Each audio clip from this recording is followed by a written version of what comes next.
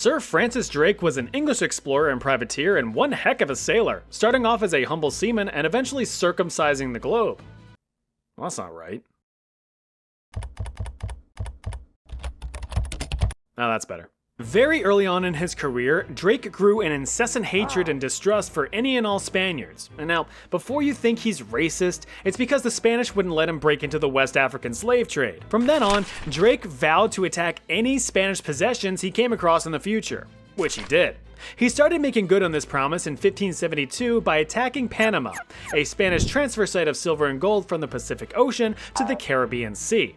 Drake and his men raided the area. Despite getting shot in the leg, Drake made off with literal tons of precious metals, making him and his crew rich and famous practically overnight. It was also at this time that Drake became one of the first Englishmen to lay eyes on the Pacific Ocean, letting out an iconic English roar of excitement.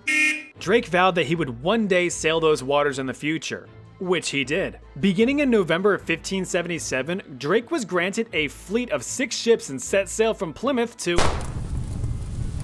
Trying again in December of 1577, Drake was granted a fleet of 6 ships and sailed from Plymouth to circle the globe, eventually limping back home in 1580. Along the way, however, Drake made it his mission to be as disruptive to the Spanish as possible. Just 1 year into the voyage, 6 ships were whittled down to just 1. Drake's flagship, the Golden Hind.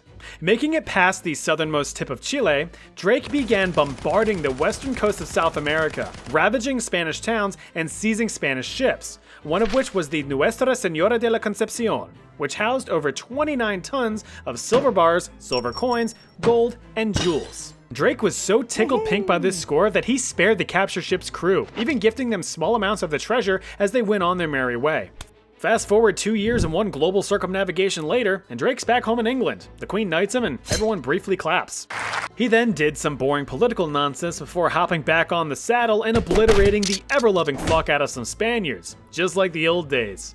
Speaking of old days, those are the types of days that Drake woke up to in his mid-50s. Still clinging to his youth, the withering and dusty seaman returned to Spanish waters back to where it all started, attacking Panama. Sir Francis Drake died of dysentery in 1596 and was hucked into the ocean in a lead coffin. Across his 33 years of piracy against the Spanish, Drake accumulated upwards of $170.3 million in goods and gold.